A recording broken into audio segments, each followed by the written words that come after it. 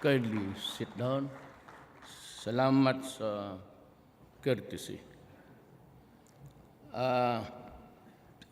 The members of the Diplomatic Corps, and I see Senior Sarundayang. He is my blood brother. We have known each other for almost 35 years. He was the governor of North Sulawesi, and I was the mayor also for the longest time. Welcome. The Malaysian Charge Affairs, Abdullah Aldian, Ambassador Musaid Salih Al-Fawakti, the Oman Ambassador Manfter Matfu Al-Madari, and the Pakistan Ambassador is also here with us. So thank you for your presence, joining us in this buka in celebration of Eid al-Fitr. To the House Speaker, Pantaleon Alvarez, and the other members of the Cabinet, Defense Secretary Delfin Lorenzana, and the other members of the Cabinet. Si Delfin Lorenzana po'y taga Cotabato.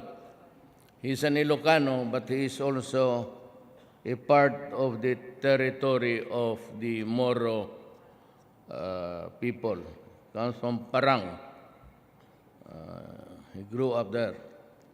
TESTA Director General Giling Mamunjong, Mindanao Development Authority Chairman Dato Abdul Khair Alonto, Special Envoy to Kuwait Abdullah Mamao, my fraternity brother and my classmate, Senator Juan Miguel Suberi, Sir, at si merong katabi na gwapo, si Senator Ejercito.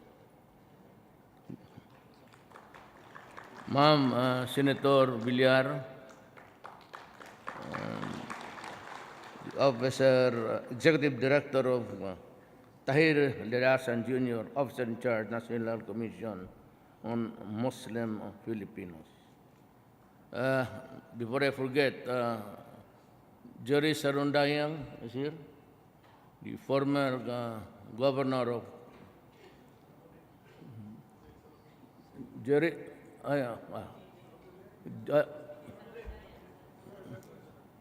Jerry Sarundayang.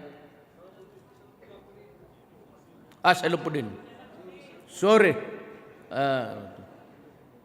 Where are you? Ayun, ang gwapo ng Basilan.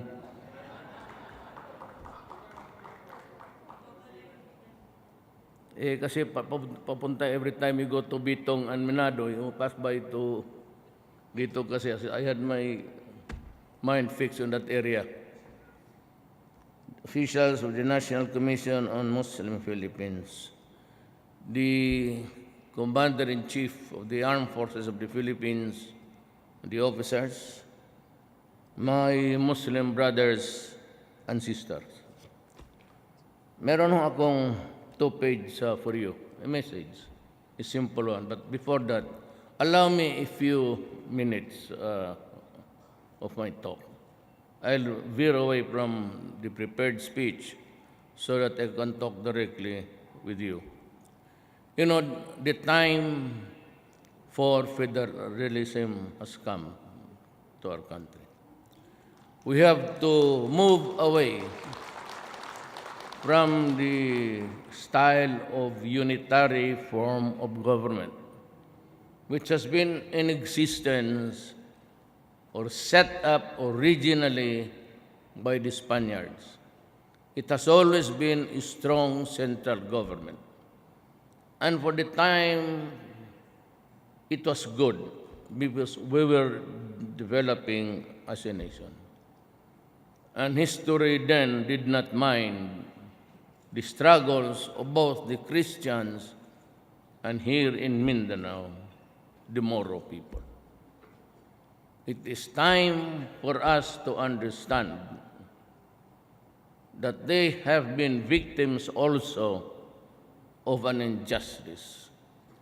When Mindanao was divided arbitrarily, just like the Middle East by the colonials of the world, and I would refer to them, it would be the America or the Americans, the British, the Italians, Spaniards, dumating dito sa atin, and a host of other nations.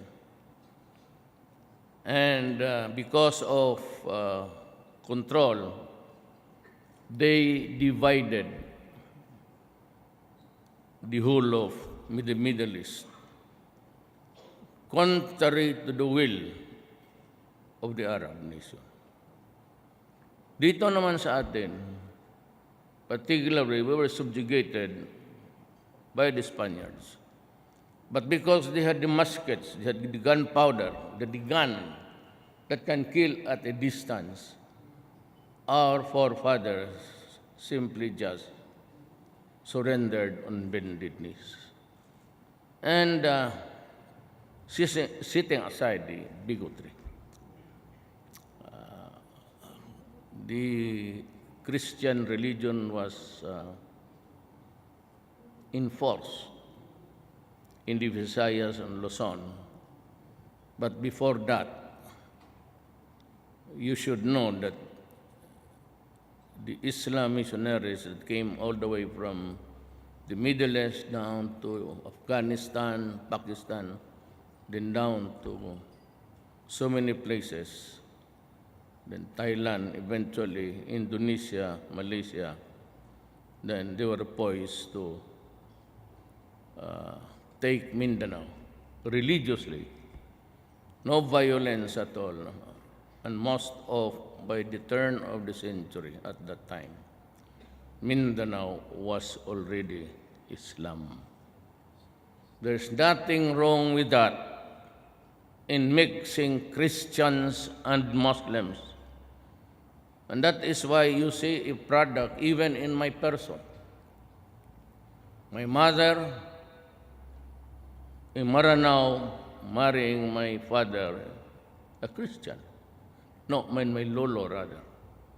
And okay man sana yan. It was just a matter of warm bodies. Pero nung pumasok kasi ang Amerika, when they conquered Mindanao, they introduced so many things in the island. And for Mindanao, they had the Torrens title in place. Ang problema sa Torrens title, it is an American practice of ownership of the land. But they never took into account, actually, the real original people dito. Ang original people talaga dito would be the Muslims. The Maranao, Maguindanao, Iranon, Kagan of Davao, sa Basilan, Yakan, Jerry is Yakan. So you are. Lahat na. Ang problema din to those Mindanao because nobody would work for the Americans. And so they had to come up with this sloganeering, go to Mindanao because it is a land of promise. And there's a lot of lands anywhere you look in any direction. So yun ang nangyari. Because they wanted workers to come here. And by proximity, it was the Visayas who had the heaviest migration. Kinauna dito Cebuano, Leyte, Bohol. Then later on, the Ilonggos. And marami naman dito, they went further west, northwest. So, doon, hanggang dumating sila ng, reckon from here, dito northeast na. If you look at the map, your right side is always the east. Your left side is the West. So if you want to know where you are in the Philippines, just take a look at the map, and your right hand will point out to you the provinces. If there's a division line there, that would be the east side. The west side, dito yung nagpuntahan pababa hanggang Sarangani. So that's really a mix. But whether we like it or not, we have to understand history. It's really nobody's fault. Unang may kasalanan dito because had we not been conquered by a colonial, then probably we would be all Muslims in this country. Kaya ang problema, pinasok tayo ng kolonya just like the Middle East. Look at the Middle East. There were there is no peace at all since time immemorial when the colonials were there until now. Yan ang problema because it was divided arbitrarily without consulting the secret, the oil. Yun ang problema. And use the resources of that country and the fat of the land to reach or arrive now in the present level of industrialization. Anywhere you look in this world, even the mic in front of me, and the glass of water, and the paper that I will be reading, or I may not, lahat yan, it's oil. It's oil, they're outside. See, many vehicles produced by even the primitive lathe machines. And that is a product of an equipment or machine using oil. Pag walang oil, wala naman tayong ilaw. Well, we are originally Davao was utilizing bunker oil. So yan ang dyan. It's really the resources. Eventually, it's geopolitics. China,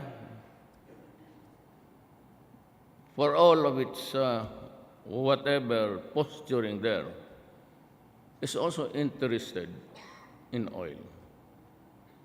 So lahat yan because it fuels industrialization. Ang problema dito is the Western countries, the democracies, they have reached this height of industrialization. Now we are trying to catch up. But the Philippines and the rest could not because mataas na sila. And so it created a monster in the lives of the people on earth. And that is the destruction of environment. And puts into jeopardy the next generation. Maghirap yan sila. I don't know how they would endure it, but they will suffer if we do not correct it now. Ako, I'm praying to God that somehow this generation of ours can do something about it. We will all die. We will just disappear from this planet as quietly as we came in. Ang problema yung mga anak natin. How do one branch of my family, yung daughter-in-law ko, sila.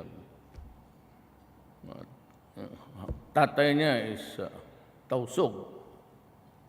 Nanay si Reggie, Maranao.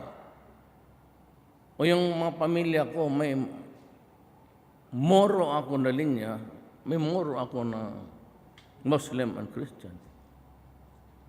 And that seems to be a problem also. Ayan ang mahirap.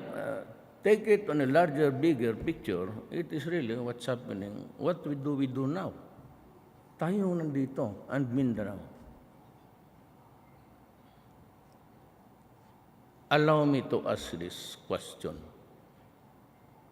Are we ready to fight just like the Middle East?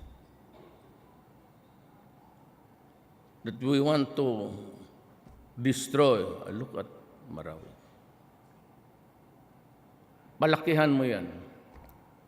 Make it a larger area of conflict.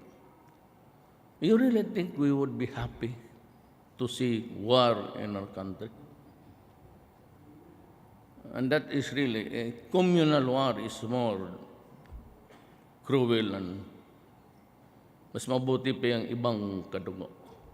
But an internecine within is really very deadly. And that is why I said, the time for, that's the very least ng hini ng mga MILF. And so I was about to greet Chairman Murad, but I reserve this moment for you, sir. We will try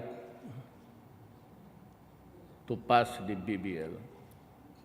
I hope Chairman Miswari can be convinced to join the talks so that if there are corrections or maybe additions or provisions that would not sit well with Tausug and the rest of the southern part of Mindanao, then maybe we can realize altogether the friction of the MI, MN, and the rest of Mindanao.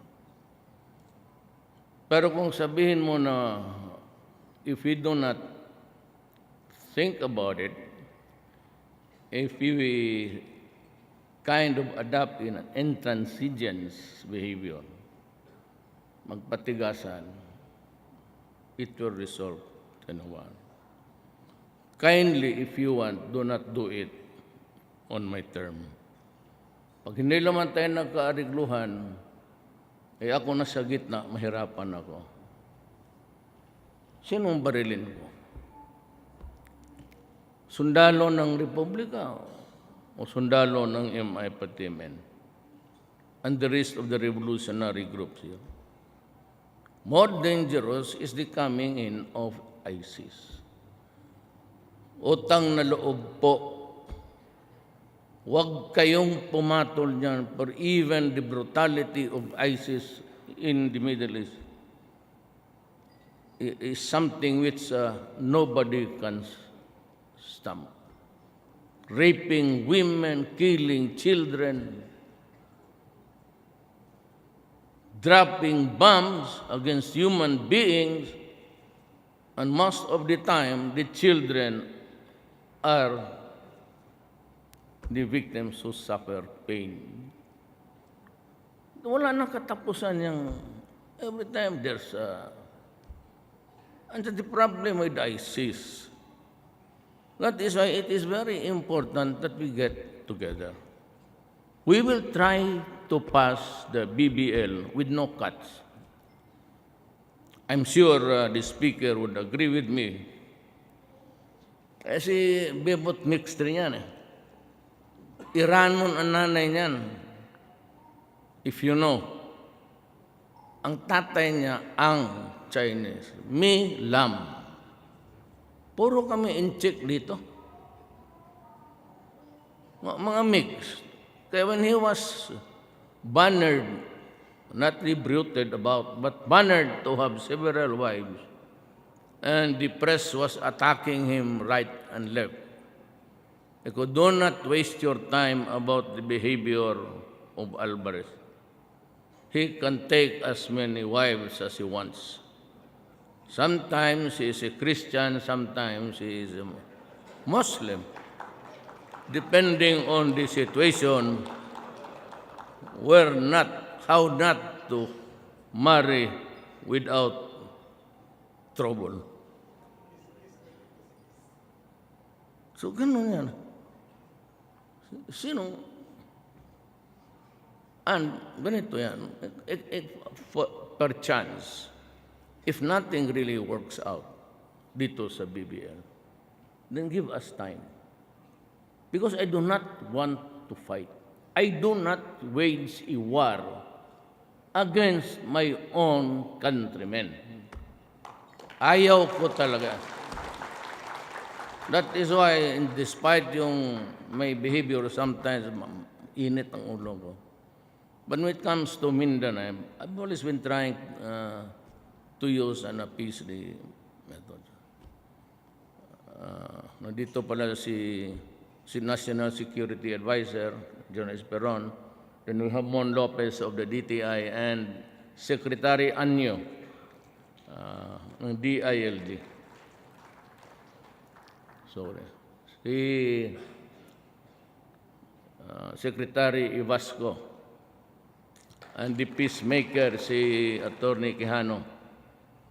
I don't know if you are in Maranao or Maguindanao or what, but what I know is that you're always there.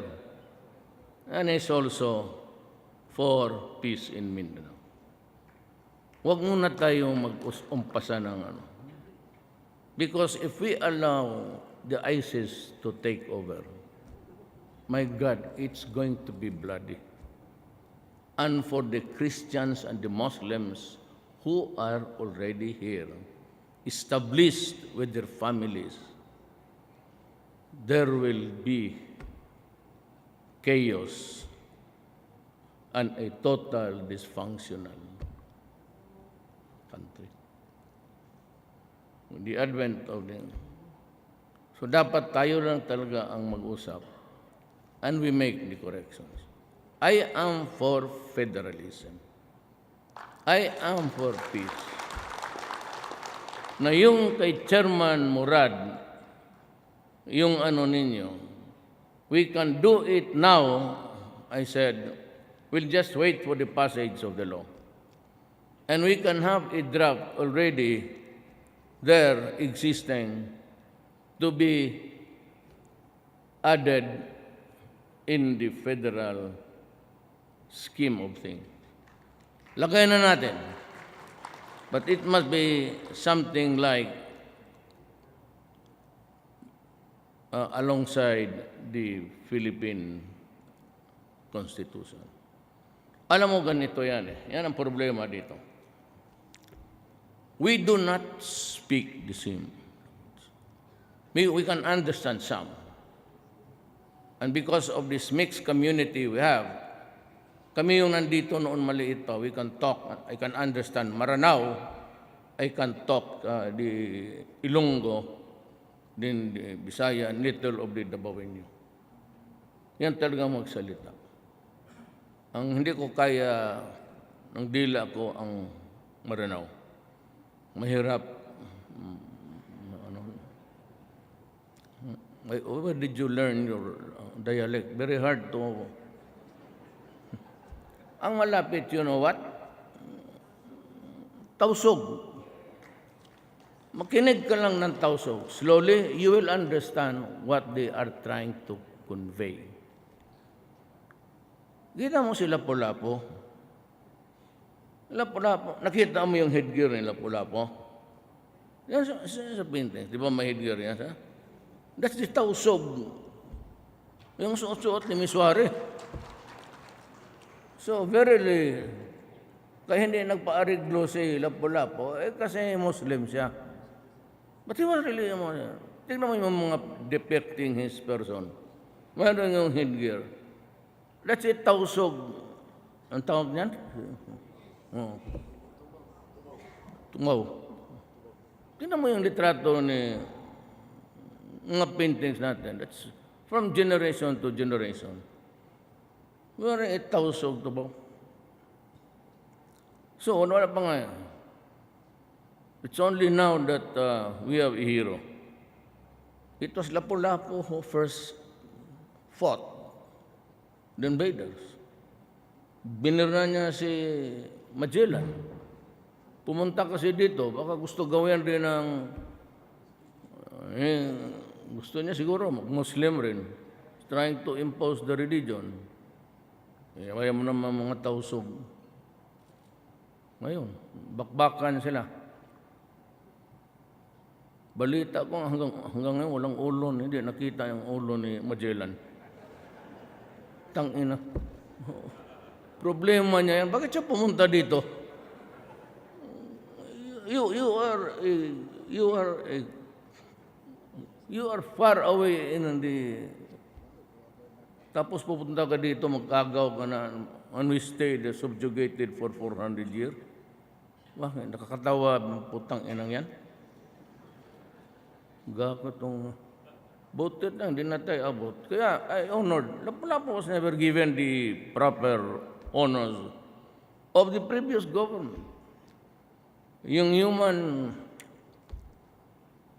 si Badoy, yung Historical Commission, taga Cotabato naman sana yan, used to be mayor of Cotabato City, di ba?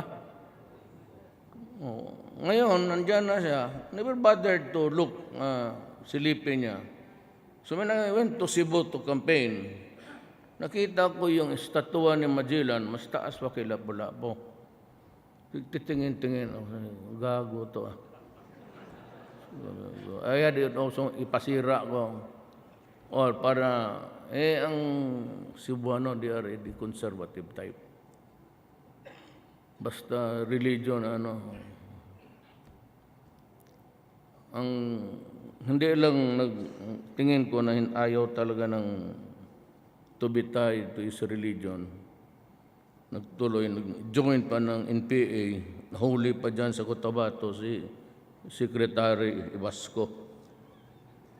Ngayon, kaibigan mo niyan sa likod mo, bantay ka. Nahuli mo yan. Tapos gusto, totoo ito ha, nandiyan yan siya.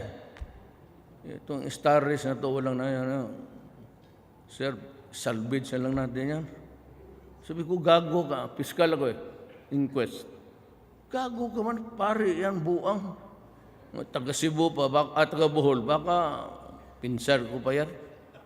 But he was scheduled for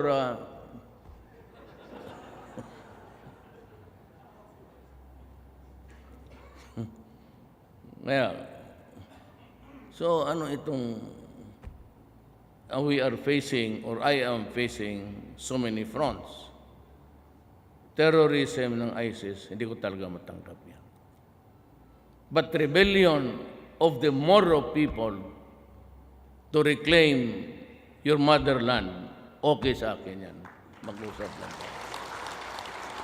Now, there is much worry, and we are wary na baka yung sabi ninyo sa Ligwasan Mars, if there are trillions of cubic meters of oil, do not be worried at all. Hindi nang kukunin ng gobyerno yan. Inyo yan. Walang makialam yan. If you grow rich, magbayaman kayo dyan sa Maguindanao, pati sa Sultan Kudarat, huwag naman din yung bawalan yung ibang punta doon. Kasi nandyan yung pera.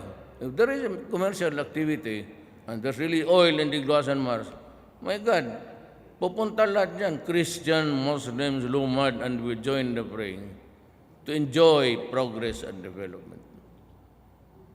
Wala tayong apihan dito, but kung sabihin mo na, it will remain in your control and possession.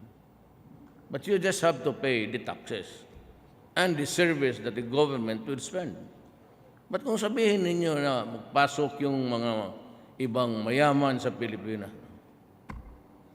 I promise you, and that's my commitment, it belongs to the Moro people.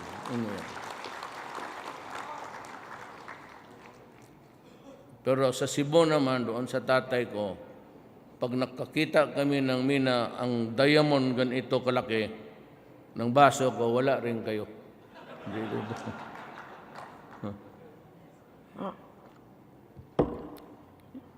Look, we're all human beings. Prangka-prangka tayo. Let us not abandon each other.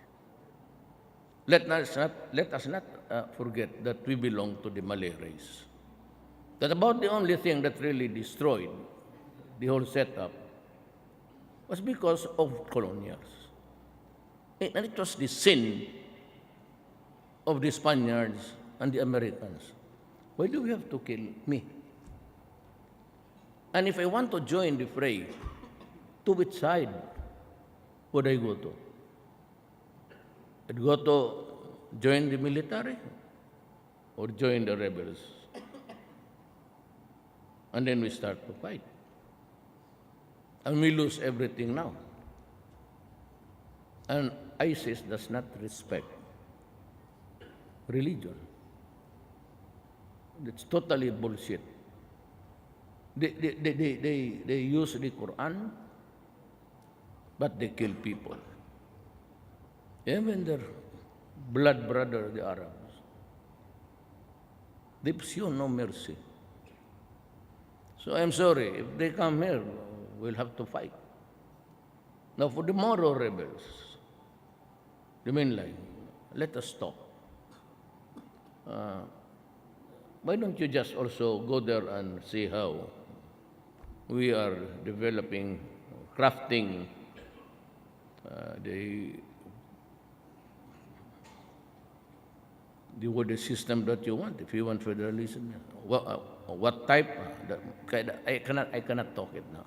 I cannot talk about it now. Wala pang wala pa yung papel. Pag nabasa ko in final form, then I can tell you if it's patterned after the French or a pure parliament like England, But I've been telling the military and all that the best federal system would be you have a president, the only elected leader nationwide. Hindi na ako yan. And that would come 7-10 years from now. You're just trying to perfect everything. And if you want a new leader during the transition, you can provide it in the law itself, creating the parliament, the system of the distribution of the regional autonomous region. And I would be happy to step down. Wala akong Pag ang transition gusto ninyo, and you want a new leader, I am telling you now, I will step down if that is the wish of the Filipino people. Wala akong, hindi kayo maniwala na yan. Intend to stay forever. Yan lang ko. It's, and the sole reason why I am holding out dito is because I do not want trouble. The singular reason why I'm trying to fix everything, back-channeling ako. Hindi ako nagpapahalata. Because they're talking of a constitution. Sabi nila, Duterte is using his influence to come up with a constitution that would favor, the usual garbage. Kaya para walang if the BBL provides for a constitution, a new graphic constitution, adapting to the federal system, and during the transition, you want a new leader to handle the transitioning of this country from unitary to federal, I would be happy to step down. I will resign. Hindi na ako I will not fight for it. Basta kung sino yung gusto at kaya niyang gawin ang Pilipinas na maganda. If there's somebody who is ambitious but who has the talent and expertise of crafting a government or a masters of governance, di bigay natin. And they can try anybody. Now, before I end, kumain na po kayo. May birthday, so kailangan sa bahay. I have to share. I have to break bread with sa pamilya ko may nag-birthday. So sabi ko, mauna na lang kayo. But I will just read the last. Kaawa naman yung gumawa nito. So, babae, sana yung... ito, ma'am ha, binabasa ko yung trabaho mo. The Islamic faith reveals to us the importance of sacrifice and charity. As we look to the future with hope and optimism, let these values guide us as we pursue real and lasting change through peace, unity, and prosperity for the sake of our nation. Shukran, Eid Mubarak. Salamat.